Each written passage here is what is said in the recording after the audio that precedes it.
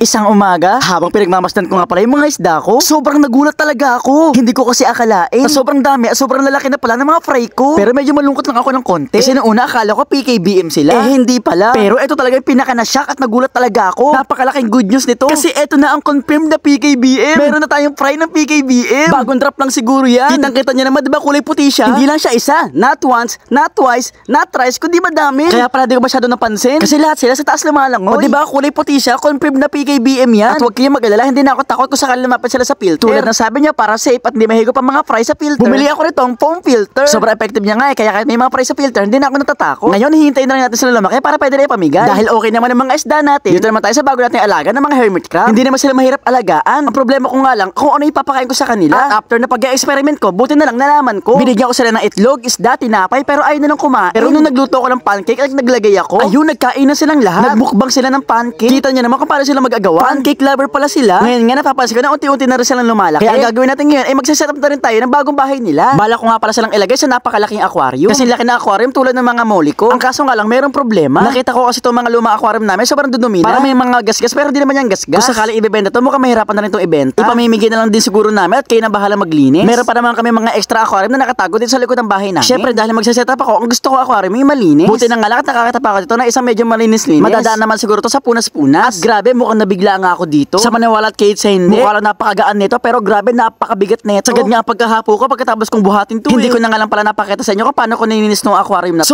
Sobrang pagod ko pagkatapos hindi lang pala siya magkakasya dito. Grabe yung pawis na nabawas sa katawan ko tapos hindi lang pala siya magkakasya dito. Kaya ayun, napakamot na ako sa ulo kahit hindi makaliit na aquarium na lang na inilagay ko dito. Wala no choice eh. Inalis ko nga pala muna yung mga bato bago ko lagyan ng buhangin. 10 balot nga buhangin nga pala inilagay ko pero 4 na balot lang ay okay na. Madami nagsabi sa akin. Hindi ko lang sure kung totoo yun. Sa dagat daw o sa ilog daw sila nakatira. Kaya dapat daw meron tubig na pwede lang liguan. Kaya ayan, naglagay ako ng swimming pool. At syempre ito nga pala hindi pwedeng mawala. Yung kuweba na pagtataguan nila. Mahilig kasi sila magtago kahit nakatago na sila sa loob ng shell. Meron din nga pala ako napanood. Yung pagkain nila at tubigan nakalagay sa shell. Tapos yung shell nilulubog nila sa lupa na parang ganito. Pero syempre dahil wala naman akong shell, gumamit na ako ng transparent na cup. Sa left cup nga pala ilalagay ko yung pagkain nila at sa right cup naman natin ilalagay yung tubig. Eto nga at isa-isa na natin ilalagay yung ating mga hermit crab. Nasa ulo niyo na ba ang pangalan nila? Sila ang BTS o Batang Shell, si Jelly, si Ellie, si Nini, si Kiteki, si Sewani, si Yuni, si Yinji. O diba ang kita pangalan nila magkakatunog?